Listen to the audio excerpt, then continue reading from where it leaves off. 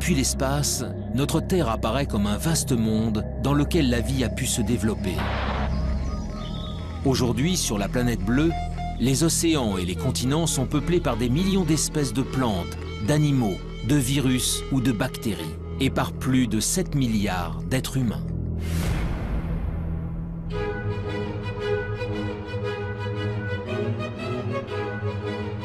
Mais dans l'immensité de l'univers, notre Terre n'est rien d'autre qu'un minuscule confetti.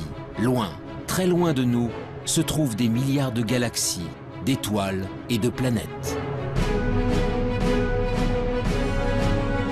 Alors, est-il possible que parmi ces mondes inconnus, situés à des années-lumière du nôtre, d'autres êtres vivants aient pu prospérer? La vie sur Terre serait-elle une exception, le fruit d'un hasard unique et singulier?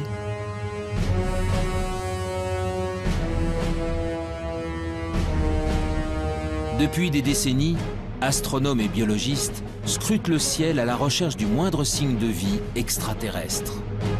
Ils pointent leurs télescopes vers les confins de l'espace pour détecter des planètes sœurs de la Terre où des formes de vie auraient pu se développer.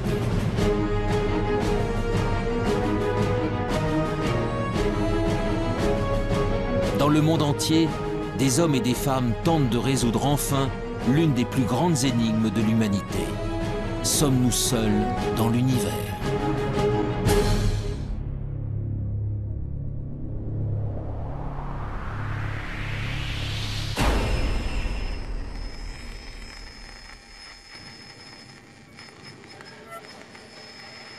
L'existence de la vie ailleurs que sur la Terre alimente depuis longtemps les mythes et les légendes. OVNI, extraterrestres, martiens. Les auteurs de science-fiction ou les témoins d'événements anormaux véhiculent cette idée qu'un jour, une rencontre avec des êtres venus d'une autre planète est possible. Pour découvrir si cette idée relève du fantasme ou de la réalité, c'est l'univers tout entier qu'il faudrait parvenir à explorer. Mais les énigmes qui l'entourent sont nombreuses. Créé lors du Big Bang il y a environ 13,5 milliards d'années, il est tellement vaste que nous n'en connaissons même pas les dimensions. À l'intérieur se trouveraient des centaines de milliards de galaxies, et dans ces galaxies, des centaines de milliards d'étoiles. Notre Soleil et les 8 planètes qui gravitent autour ne sont donc que quelques grains de poussière dans le cosmos. Alors, où commencer cette quête de la vie ailleurs? Dans quelle direction regarder? Et que chercher?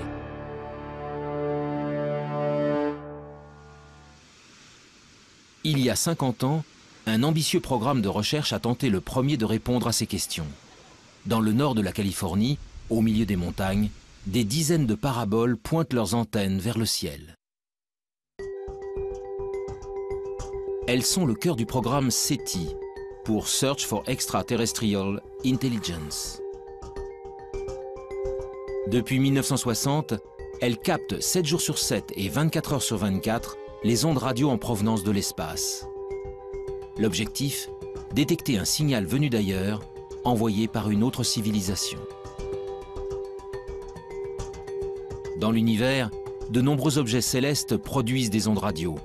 Pour déceler un éventuel message intelligent, les scientifiques tentent donc de capter ceux qui ne ressemblent à rien de connu. Une mission pour le moins ambitieuse, mais dont les chances de succès se révèlent très réduites. Au début, ça a enthousiasmé l'agence spatiale américaine qui a commencé à mettre des télescopes un peu partout. On a Arecibo, puis des champs de télescopes pour essayer de scruter le ciel.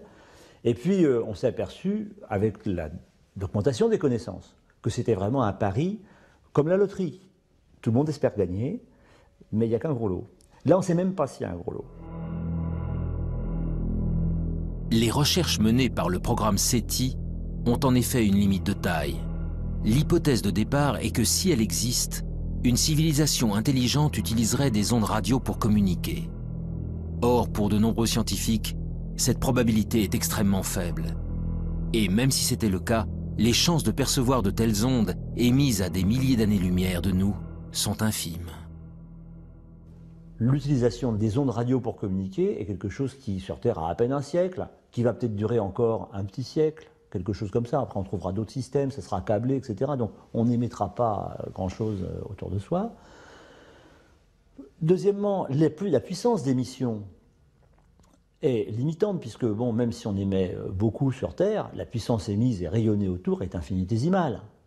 Et elle s'affaiblit par rapport progressivement avec la distance. Ce qui fait que pour capter quelque chose, il faut d'abord qu'il y ait quelque chose qui soit émis. Personne, bien entendu, ne sait. Il faut que ce soit émis assez fort, au bon moment, parce qu'autrement on risque de passer à côté. Et il faut qu'on ait des instruments extrêmement sensibles pour être capable de détecter cette émission. Malgré ses limites, le pari du projet SETI fait aujourd'hui encore l'objet de nombreux espoirs. Mais tandis que certains attendent patiemment de recevoir un signal émis par une civilisation intelligente, d'autres spécialistes se sont engagés dans une quête bien différente. Celle de la vie sous toutes ses formes possibles. Sur Terre, elle revêt une multitude de formes, des êtres complexes dotés d'intelligence jusqu'aux végétaux et aux bactéries les plus primitives. Alors, si la vie est apparue ailleurs dans l'univers, à quoi pourrait-elle ressembler? Pour le savoir, il faut d'abord définir précisément ce qu'est le vivant, et surtout connaître en détail les ingrédients essentiels à son apparition. Mais on a beaucoup de mal à définir la vie. Et généralement, on ne sait pas définir de façon extrêmement stricte la vie. Je prends un exemple simple. Un grain de sable, c'est pas vivant, ça tout le monde est à peu près d'accord pour le dire, comme un gros caillou. Bon. Nous, on est vivants, on est tous à peu près d'accord pour le dire. Un virus, on ne sait pas trop si c'est vivant ou pas. On ne sait pas où mettre la définition. Donc on a un problème de limite. Le principe de base de tout être vivant est sa capacité à se diviser, à croître et à transmettre de l'information à sa descendance pour évoluer. Pour chercher si la vie a pu se développer sur une autre planète, des chercheurs tentent de découvrir comment elle y est parvenue chez nous, sur la Terre. Leur objectif ? Remonter au premier temps de l'histoire de notre planète pour connaître les formes de vie les plus simples qui peuvent exister. Des formes de vie qui pourraient être à l'origine de toutes les autres.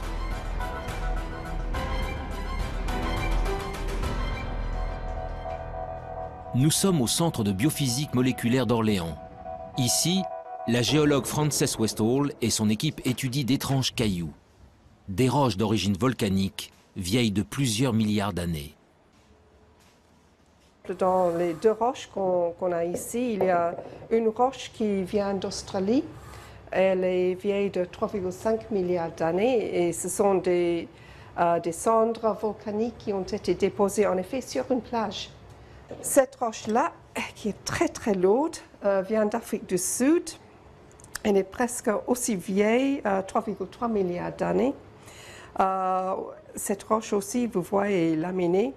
Les laminations vert et noir, ce sont des laminations de sédiments, différents types de sédiments. Le vert, ce sont les sédiments volcaniques, les grains volcaniques, les sables volcaniques. Et le noir, ce sont des concentrations de carbone, souvent liées à des tapis microbiens qui se sont formés à la surface des sédiments. Donc là, on ne voit absolument rien, mais je sais que ces roches sont bourrées de traces de vie. Des traces de vie. En d'autres termes, des micro-organismes primitifs et ancestraux. Voilà donc ce que contiendraient ces roches venues d'un autre âge. Sous l'œil d'un puissant microscope électronique, le tapis de microbes fossilisés se révèle dans ses moindres détails.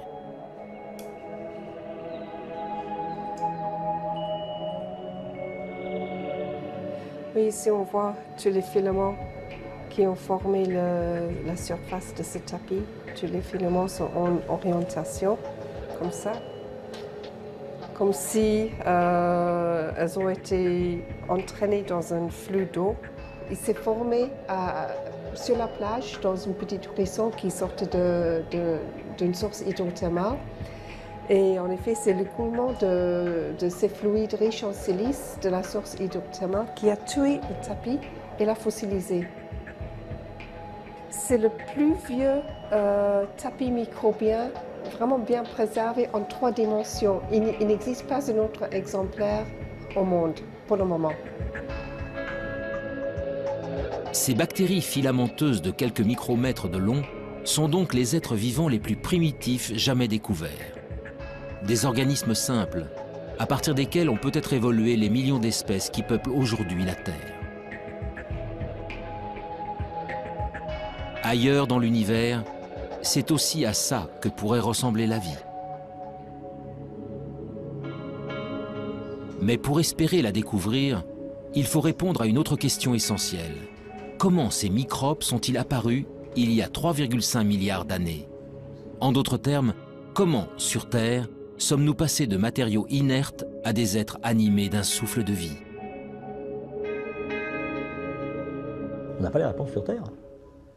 Et je ne suis pas sûr qu'on puisse la trouver un jour sur Terre. Bien sûr, on la cherche.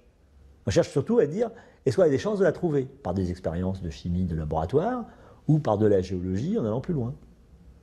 Mais là, il y a un trou. Et donc ce trou-là, l'apparition de la vie, le passage de l'inerte au vivant, actuellement, on ne sait pas y répondre. Et c'est tout le thème de la recherche de l'exobiologie et de l'origine de la vie.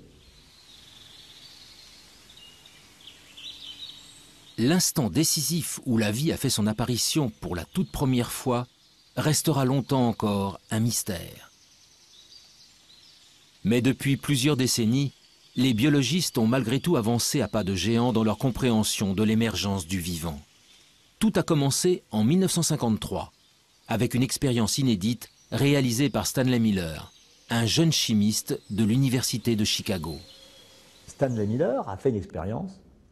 Il a dit, je vais prendre des ingrédients, comme si c'était de l'atmosphère primitive, et puis je vais faire des décharges électriques dedans, et je vais voir ce qui se produit.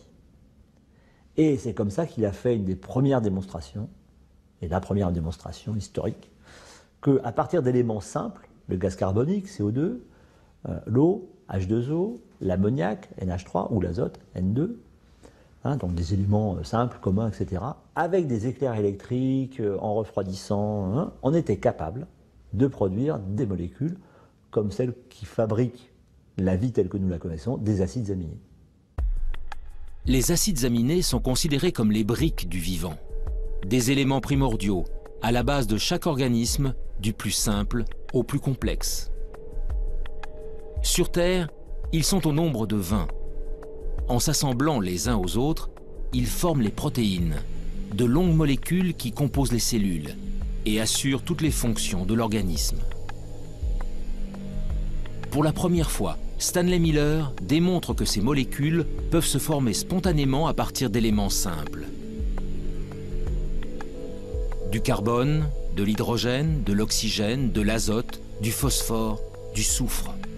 Des atomes présents partout à la surface de la Terre et qui réagissent entre eux lorsqu'ils sont soumis à un intense apport d'énergie. Il y a plus de 4 milliards d'années, les prémices de la vie sur notre planète seraient donc sans doute apparues ainsi. Mais alors, ce même phénomène a-t-il pu se produire ailleurs dans l'univers? D'autres astres ont-ils un jour été le siège de telles réactions chimiques? Le 28 septembre 1969, une météorite s'écrase dans le sud de l'Australie. Baptisée météorite de Murchison, du nom du village voisin, ce caillou tombé du ciel va révolutionner notre conception des origines de la vie. Dans la météorite de Murchison, on a trouvé 70 acides aminés différents. Donc ils ne sont pas terrestres. Ils ont été produits chimiquement quelque part. Des acides aminés semblent donc pouvoir être fabriqués ailleurs que sur Terre. Pour découvrir où dans l'univers de telles réactions chimiques auraient pu se produire, direction la région parisienne, au sein du prestigieux Institut d'astrophysique spatiale.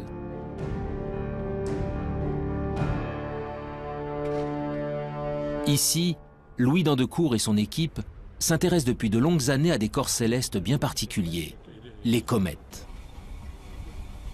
En ce qui concerne les comètes, eh bien disons, ce sont au moment de la formation des planètes, tout ne s'est pas formé en planètes, il est resté énormément de micro-planètes qui ne se sont pas complètement formées, qui se sont agrégées. Donc tous les grains qui sont des grains souvent de matière minérale, des grains de sable à la limite, se sont recouverts d'eau sous forme de glace, bien entendu, hein, c'est pas de l'eau liquide. Et ces objets, quand ils se rapprochent près du Soleil, la glace fond, elle pousse les poussières qui se sont agglomérées au départ, et c'est ces poussières qui font qu'on voit une très belle queue sur les comètes. Ces agrégats de roches venus du fond des âges, Louis d'Andecourt tente d'en reproduire la structure dans son laboratoire. Son objectif, savoir si, au cœur des astres glacés se cachent, comme sur certaines météorites, les briques essentielles à l'apparition de la vie. À l'intérieur de cette petite enceinte sous vide, le chercheur injecte un mélange de gaz identique à ceux présents sur les comètes. De la vapeur d'eau, du méthanol, de l'ammoniac, du monoxyde de carbone. Puis il fait descendre le thermomètre jusqu'à -196 degrés, soit précisément la température régnant dans le vide intersidéral, aux confins de notre système solaire. C'est ainsi qu'il reconstitue artificiellement de la glace cométaire.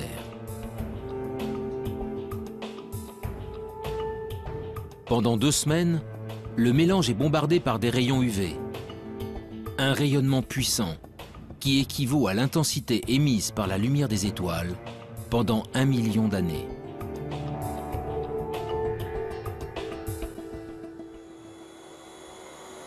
En fait, on est dans la même configuration qu'il y a 2 semaines. On a arrêté la lampe qui produit les photons et on est prêt maintenant à sortir l'échantillon qui se trouve toujours dans le cryostat. Sous l'effet de cet apport d'énergie, les glaces subissent d'intenses transformations chimiques. Après analyse, les échantillons révèlent alors la présence d'acides aminés. On a en fait une sorte d'extension de l'expérience de Miller à des systèmes solaires entiers, si vous voulez, d'une certaine manière. Eh bien, c'est quand même un très gros encouragement parce qu'on pourrait généraliser l'expérience de Miller à d'autres systèmes stellaires qu'on observe, en fait. On fait une expérience de Miller qui est valide à l'échelle cosmique. Les acides aminés, les briques fondamentales du vivant, se formeraient donc spontanément au cœur des comètes. Il y a bien longtemps, c'est peut-être même grâce à ces corps célestes que les premiers d'entre eux sont arrivés sur notre planète. Selon certains spécialistes, la vie sur Terre pourrait ainsi avoir une origine extraterrestre, une origine cométaire. Cette découverte est un grand pas dans la recherche de la vie ailleurs, car si les comètes ont pu ensemencer la Terre, elles ont peut-être également apporté des acides aminés sur d'autres planètes. Les premiers ingrédients indispensables à la vie pourraient donc se trouver n'importe où dans l'univers. Mais malgré tout, la présence d'acides aminés n'est pas forcément synonyme de vie. Alors les acides aminés sont encore des molécules un peu simples. Et quand vous prenez les acides aminés et que vous les raboutez bout à bout, si vous en mettez plusieurs centaines, vous commencez à avoir des petites protéines. Donc on peut essayer de comprendre ce qui se passe pour fabriquer des molécules de plus en plus complexes, molécules qui seraient capables de s'auto-reproduire à un moment, ce qu'on appelle de l'autoréplication, et puis finalement de s'auto-organiser et donc de créer par exemple des longues chaînes moléculaires qui sont à la base du vivant. Pour évoluer vers la vie, les briques élémentaires doivent donc s'assembler, s'organiser et acquérir la capacité de se multiplier. Or, de telles réactions ne peuvent se produire que dans des conditions très précises. Les conditions d'apparition de la vie, il faut les ingrédients de base, donc carbone, hydrogène, oxygène, azote, phosphore, soufre, et encore toute une ribambelle de produits dans très petites quantités. Il faut un milieu dans lequel cela puisse se produire. En clair, c'est la chimie dans un milieu liquide, et le milieu liquide naturel, c'est l'eau. Donc il faut qu'il y ait de l'eau. Et pour que ces réactions puissent se produire et s'entretenir, il faut qu'il y ait des sources d'énergie. C'est de la chaleur, des éclairs qui transmettent de l'énergie à des nouvelles molécules. Ils sont capables donc de générer des nouvelles molécules de plus en plus complexes. De l'eau, de l'énergie, et des ingrédients de base capables de former des molécules complexes comme les acides aminés. Voilà donc les éléments essentiels à l'émergence du vivant. Grâce aux comètes, les acides aminés peuvent potentiellement se trouver sur n'importe quel astre rocheux. Le Soleil et les milliards d'étoiles de l'univers apportent quant à eux de l'énergie en grande quantité à toutes les planètes.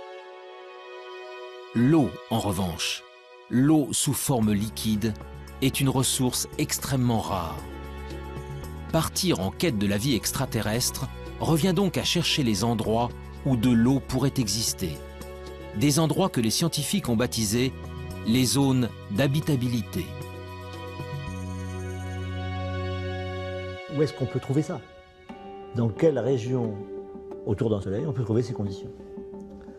Alors, pour simplifier, la zone habitable, c'est si je prenais la Terre et que je sois capable de la déplacer plus ou moins près de son soleil, il y a un moment où ça va chauffer beaucoup quand je m'en rapproche, hein, il y aura une telle chaleur en surface que l'eau ne pourra exister que sous forme de vapeur.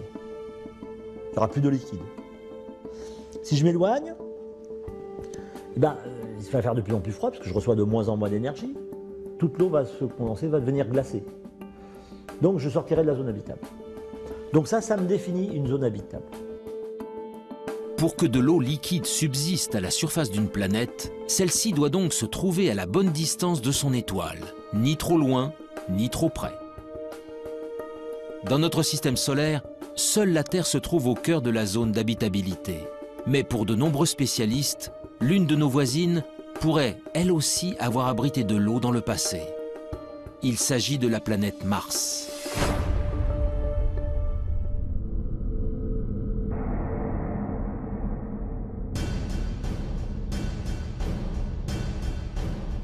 Aujourd'hui, Mars est un désert hostile et froid.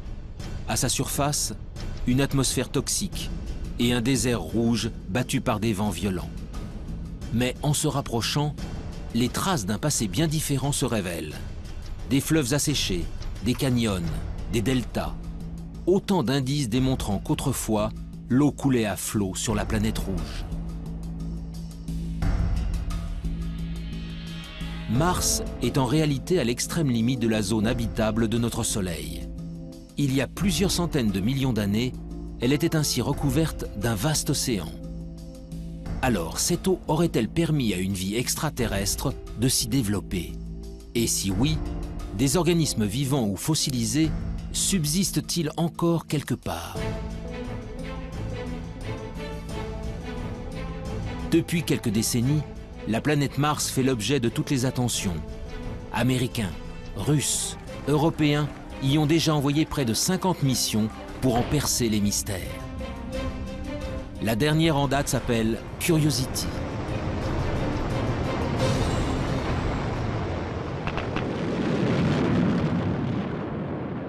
Curiosity, donc c'est un véhicule important, 900 kg, une bonne quinzaine d'instruments dessus pour faire des observations, des analyses, des mesures de climat, etc. Donc c'est un engin extrêmement complexe. L'objectif premier de Curiosity, c'est de déterminer les conditions qui ont pu exister lorsque le cratère dans lequel il est tombé a été formé, et depuis qu'il a été formé. Donc c'est un peu déterminer les conditions d'habitabilité. Est-ce que la planète a connu une période humide? Est-ce qu'elle a duré assez longtemps? Et qu'est-ce que ça a produit au niveau de la géologie? Le rover Curiosity est commandé à distance par des équipes de la NASA en Californie. Mais en France, toutes les nuits, des scientifiques travaillent en temps réel avec leurs homologues américains. Nous sommes au Centre national d'études spatiales de Toulouse. Éric Lorigny est le responsable du FIMOC, le French Instrument Mars Operation Center. Dans la salle de contrôle, vaste cœur opérationnel, il dirige avec son équipe le fonctionnement de 2 instruments embarqués sur Curiosity. Leurs noms, SAM et ChemCam.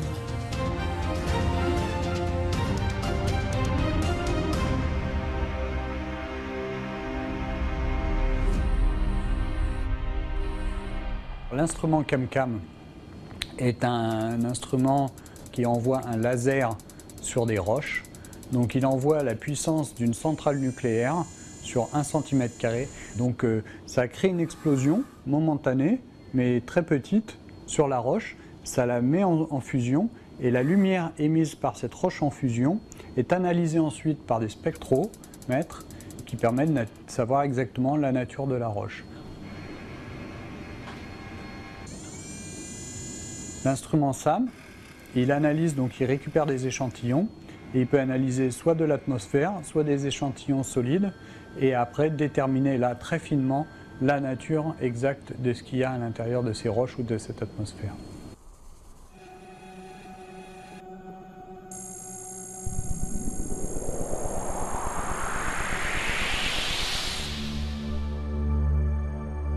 Avec ses mini-laboratoires embarqués, Curiosity est parti en quête de signatures de la vie. Très vite, ses premières analyses confirment que de l'eau a bel et bien coulé autrefois à la surface de la planète rouge. Mais pour naître et pour se développer, la vie a besoin de millions d'années. Alors, le précieux liquide est-il resté suffisamment longtemps? Pour le savoir, Curiosity a déployé son bras robotisé pour creuser le sol martien. Nous avons fait 2 forages à l'intérieur de la planète Mars. Donc ce sont des trous de 6 cm à peu près de profondeur et qui font le diamètre d'une pièce de 1 centime. Voilà. Et ces 2 forages que nous avons faits nous ont permis de découvrir de l'argile et de l'argile dans un milieu sans oxygène où la vie pourrait naître. L'argile est le fruit d'une longue dégradation de la roche par de l'eau. Sa présence est donc la preuve irréfutable que l'eau liquide a existé pendant longtemps sur le sol martien. Mais si la vie est un jour apparue sur la planète rouge, il est impossible qu'elle subsiste aujourd'hui en surface. Car Mars est en permanence soumise aux rayons cosmiques venus de l'espace. Des rayons puissants qui détruisent instantanément toute molécule organique. Le seul espoir viendrait donc des profondeurs de la roche.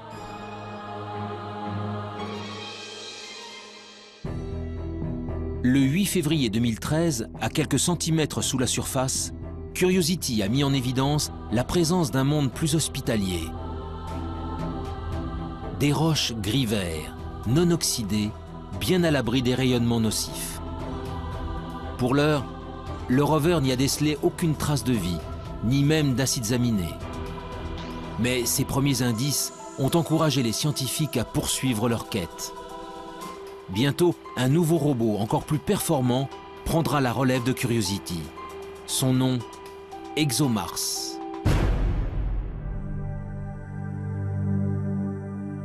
Développé par l'Agence spatiale européenne, son lancement en direction de Mars est prévu pour 2018. Mais cela fait déjà 10 ans que les chercheurs du Centre d'études spatiales de Toulouse travaillent à la fabrication de ce rover à la pointe de la technologie. Le planétologue Pierre-William Bousquet est à la tête des opérations. On considère que la vie, si elle existe encore dans le sous-sol, doit être au moins enfouie à 1 mètre, 1,50 m. Donc Curiosity, sa foreuse ne permet pas d'aller aussi profondément. Et de ce point de vue-là, il faudra attendre la mission ExoMars, qui est équipée d'une foreuse qui sera capable de creuser jusqu'à 2 mètres de profondeur pour trouver des formes de vie fossiles qui seraient mieux conservées et éventuellement trouver des formes de vie au présent s'il en existe encore. Cette foreuse permettra à ExoMars d'effectuer des prélèvements réguliers à une profondeur jamais atteinte. Grâce à une batterie d'instruments embarqués, il analysera ensuite les échantillons, en quête du moindre indice de vie actuelle ou fossilisée. En attendant que la planète rouge ne livre tous ses secrets, la recherche de la vie extraterrestre continue ailleurs dans le système solaire.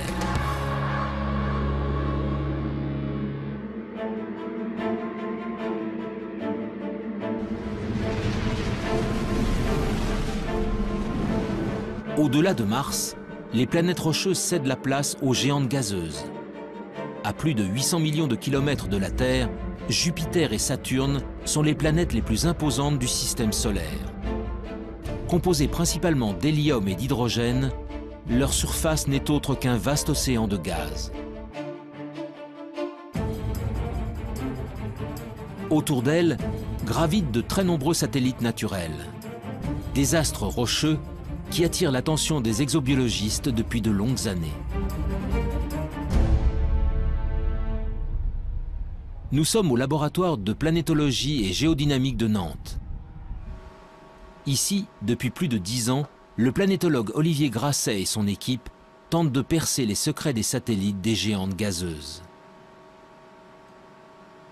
Pendant longtemps, c'est-à-dire avant les missions Voyager, on a toujours considéré que l'environnement externe, c'est-à-dire le monde au-delà de Jupiter, est un environnement très froid, ce qui est vrai.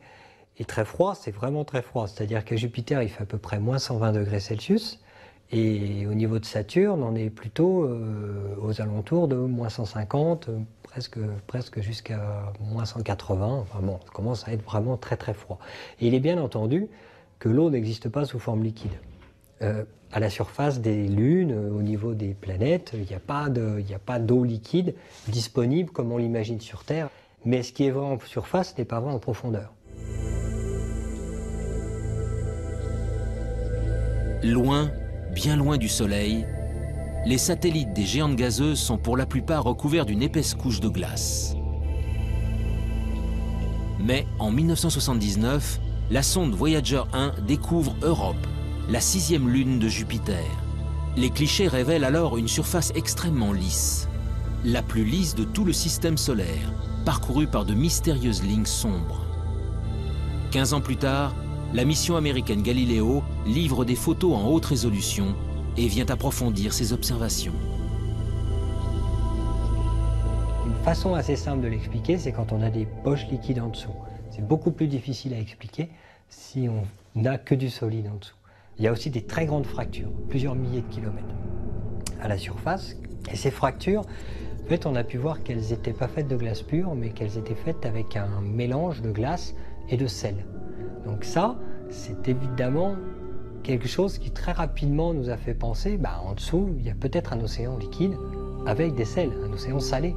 Parce que si à un moment je casse la croûte, l'océan salé remonte et puis ce qui va me rester, c'est cette signature de sel le long des lignes. En 1997, la mission Cassini s'envole à son tour pour explorer le système de Saturne. Et là encore, une lune au comportement exceptionnel va mettre en émoi la communauté scientifique. Son nom, Encelade. Jusqu'à la mission Cassini, Encelade est une lune parmi tant d'autres. Jusqu'au jour où Cassini survole la Lune et se rend compte qu'il y a un geyser, alors là un geyser géant, qui existe au niveau du pôle sud et qui évacue en permanence de l'eau liquide dans l'espace. Et Cassini est passé au travers de ce geyser et a démontré que c'était bien de l'eau, enfin qu'il y avait d'autres constituants, mais principalement de l'eau, ce qui nous a permis d'affirmer qu'il y avait une poche liquide sous la glace au niveau du pôle sud. Encelade, tout comme Europe, mais aussi d'autres lunes appelées Callisto et Ganymède, posséderaient donc de profonds océans.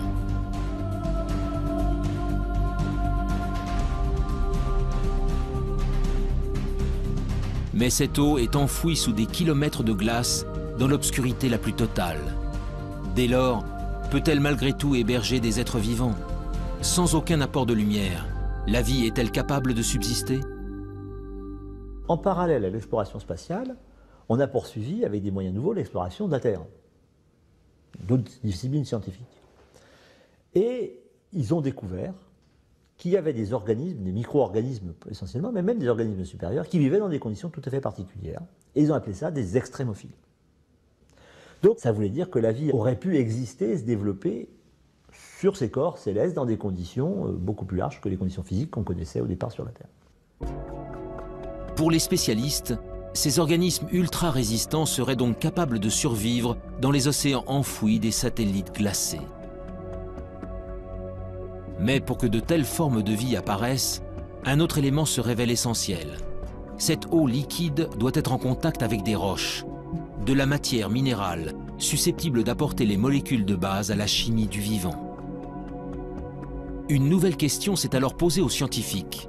Ces océans profonds reposent-ils bel et bien sur un fond rocheux? Après de nombreux calculs, la réponse est apparue. Pour Ganymède et Callisto, cela est impossible. En fait, ces lunes sont vraiment très grosses. Et l'hydrosphère, c'est-à-dire la glace plus l'eau liquide, c'est jusqu'à 700 km d'épaisseur avant de trouver les roches. Et donc en fait, les océans dont on parle, qui sont sous la glace, ne sont pas sous toute la glace, ils sont juste sous la glace de surface. Mais ils ne sont pas non plus en contact avec les roches. Ils sont perchés, ils sont en sandwich en fait, entre de la glace au-dessus et de la glace en dessous. Europe et Encelade, en revanche, sont des astres beaucoup plus petits. Leurs caractéristiques se révèlent ainsi beaucoup plus intéressantes. Quand je m'enfonce, je vais traverser de l'eau sur 100 km à peu près. Puis je vais trouver des roches sur, on ne sait pas exactement, mais 800 km, 900 km. Alors ces 100 km d'eau sont en fait à séparer en deux entités. Il y a la croûte de glace, parce qu'il fait extrêmement froid en surface, donc forcément il y a de la glace. Et puis, quelques kilomètres en dessous, ou quelques dizaines de kilomètres en dessous, on va trouver de l'eau liquide. Cette eau liquide, elle, va être en contact avec les roches. Sur Europe et Encelade, tous les ingrédients semblent réunis pour que la vie puisse se développer. Alors, allons-nous un jour découvrir des êtres vivants dans les entrailles de ces lunes gelées? Des micro-organismes identiques à ceux présents sur Terre, au fin fond des océans?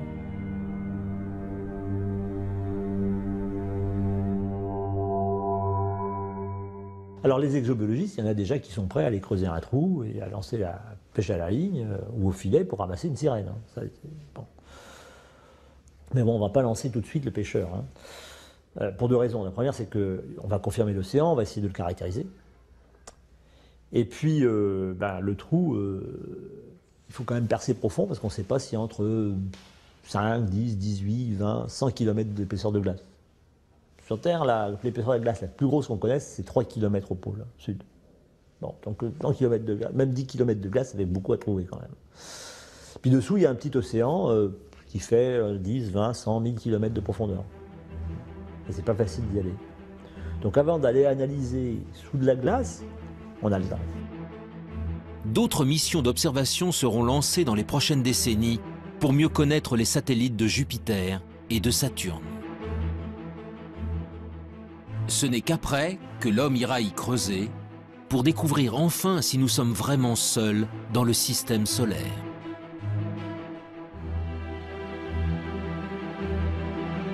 Mais la quête de la vie ailleurs ne s'arrête pas aux astres tournant autour du Soleil.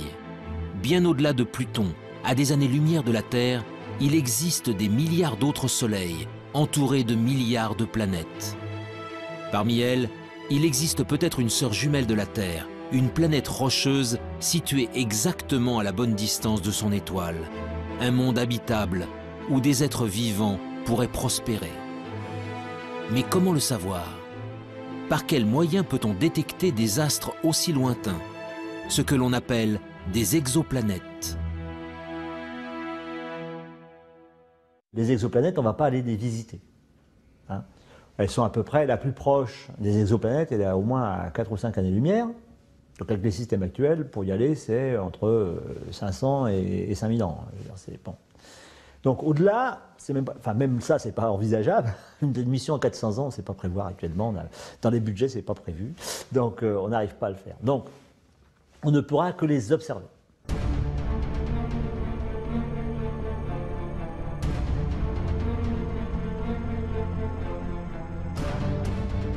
Depuis plus de 10 ans, les astronomes du monde entier pointent donc leurs télescopes vers les confins de la galaxie. La traque des exoplanètes est aujourd'hui l'un des domaines majeurs de l'exobiologie.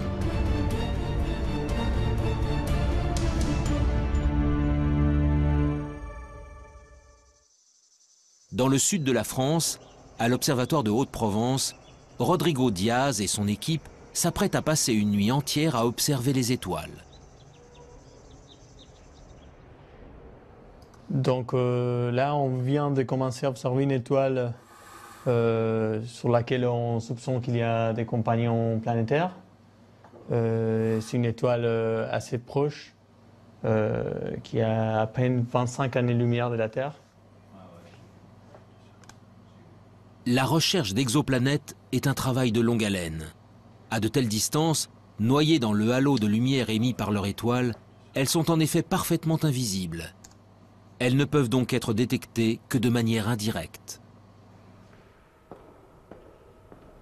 Avec leur télescope, les scientifiques tentent en fait de percevoir les infimes oscillations d'une étoile générées par la présence d'une planète en orbite. Entonces, la présence d'un objet en orbite La présence d'une planète en orbite provoque un mouvement de l'étoile. Et c'est ce mouvement que nous essayons de détecter avec ces instruments. Cela nous permet de prouver la présence d'une planète en orbite. Mais voir une étoile bouger à des millions de kilomètres de la Terre n'est pas chose facile. Pour y parvenir, les chercheurs utilisent une méthode bien particulière, baptisée technique des vitesses radiales. On utilise un effet physique connu qui s'appelle l'effet Doppler. C'est ce qu'on peut entendre quand une automobile ou les sirènes d'une ambulance passent devant nous.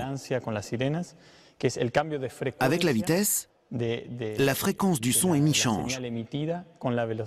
Avec la lumière, il se passe exactement la même chose. Quand une étoile bouge vers nous ou s'éloigne de nous, la lumière qu'elle émet se décale respectivement vers le bleu ou le rouge. Au fil des jours, une étoile entourée d'une exoplanète va donc successivement apparaître bleue, puis rouge, sur les écrans d'ordinateur. En multipliant les mesures sur une longue période, les astronomes peuvent alors calculer la vitesse de rotation et même la masse de la planète détectée. Mais toutes ces informations ne permettent pas de répondre à la question essentielle. L'exoplanète est-elle similaire à la Terre? En d'autres termes, s'agit-il d'une planète rocheuse dont l'orbite se trouve dans la zone d'habitabilité de son étoile?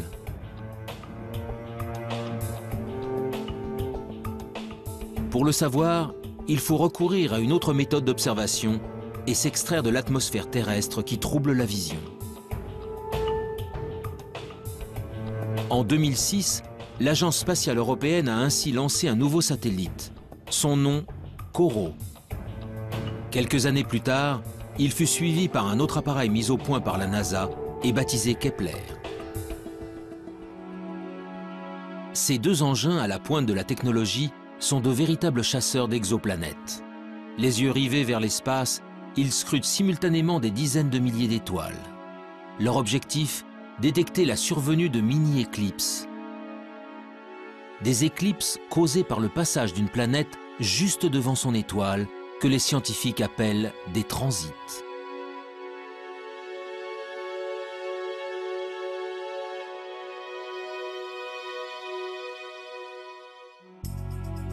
En combinant les données obtenues par les satellites à celles recueillies depuis le sol, les scientifiques peuvent alors mieux connaître la nature des planètes détectées.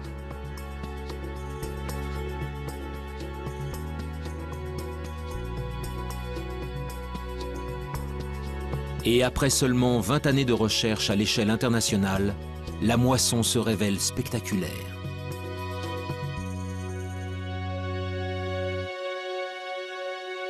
Donc actuellement, on a détecté, alors ça change tous les jours, mais on est à 888 planètes extrasolaires.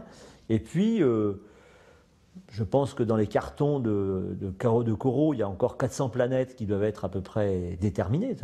On soupçonne qu'elles existent, mais elles ne sont pas formellement démontrées. Et pour Kepler, on doit être autour de 1500 planètes dont on attend de pouvoir confirmer, parce qu'il faut différentes méthodes pour confirmer. La plupart sont des planètes gazeuses qui font 3, 4, 5, 10 fois la masse de Jupiter. Jupiter, c'est 300 fois la masse de la Terre. Hein, donc. Par la méthode des transits et par d'autres méthodes, on a réussi à détecter des planètes qui font à peu près 10 fois la masse terrestre. Donc on a découvert des planètes qui étaient telluriques, rocheuses. Parmi la multitude d'astres décelés, une douzaine de planètes rocheuses suscitent un intérêt tout particulier. Gliese 581G, Kepler 62e, HD 40307G. Derrière ces noms presque imprononçables, se cachent des planètes situées selon toute vraisemblance au cœur de la zone d'habitabilité de leur étoile. Aux confins de la galaxie, ces cousines de la Terre possèdent donc peut-être une atmosphère, un océan d'eau liquide et tous les ingrédients nécessaires à la vie.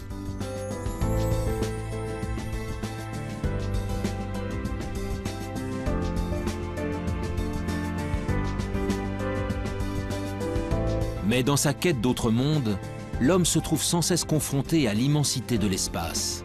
En effet, comment savoir si l'une d'elles héberge effectivement des êtres vivants? Comment détecter une forme de vie à sa surface, à des dizaines d'années-lumière de distance? Ces questions trouveront peut-être un jour des réponses grâce à une nouvelle génération d'instruments.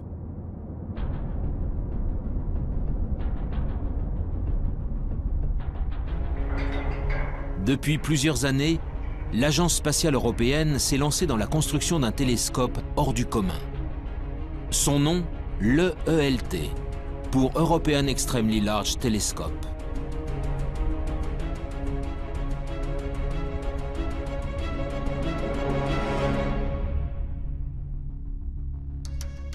Avec son miroir de 39 mètres de diamètre, il sera 10 fois plus sensible que les télescopes actuels. Sa mise en service n'est pas prévue avant 2020. En attendant, les scientifiques européens s'activent pour construire et assembler chacun des 800 segments qui composeront le gigantesque miroir.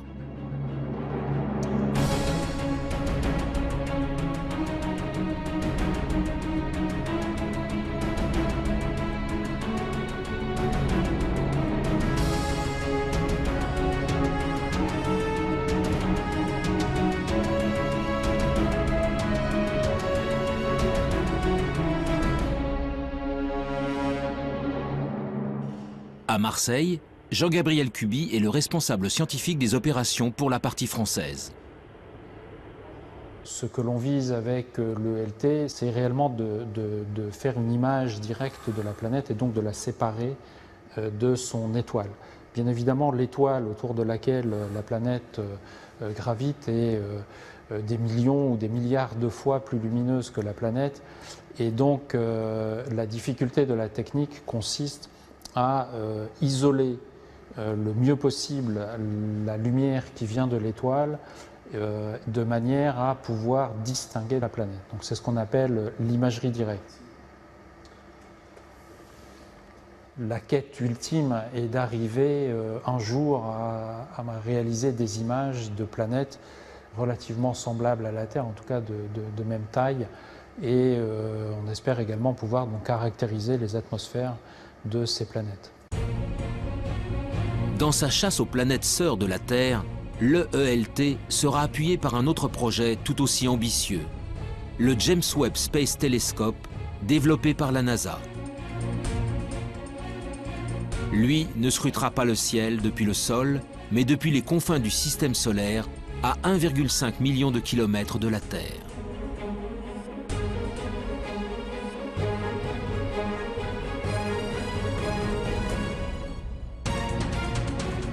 Son lancement n'aura pas lieu avant 2018.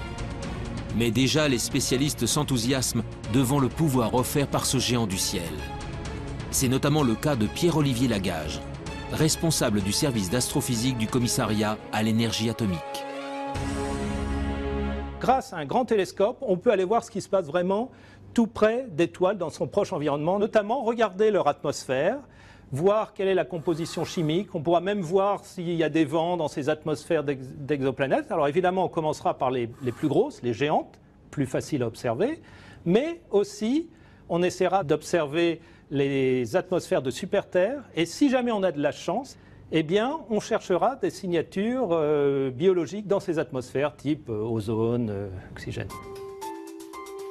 Les signatures biologiques sont des gaz ne pouvant être produits que par des êtres vivants. L'ozone et l'oxygène, par exemple, appartiennent à cette catégorie.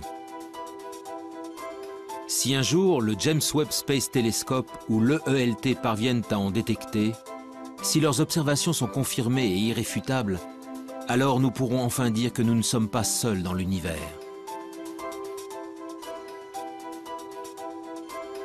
Mon intime conviction est que la vie, il n'y a pas de raison qu'elle n'existe pas ou qu'elle n'ait pas existé ailleurs.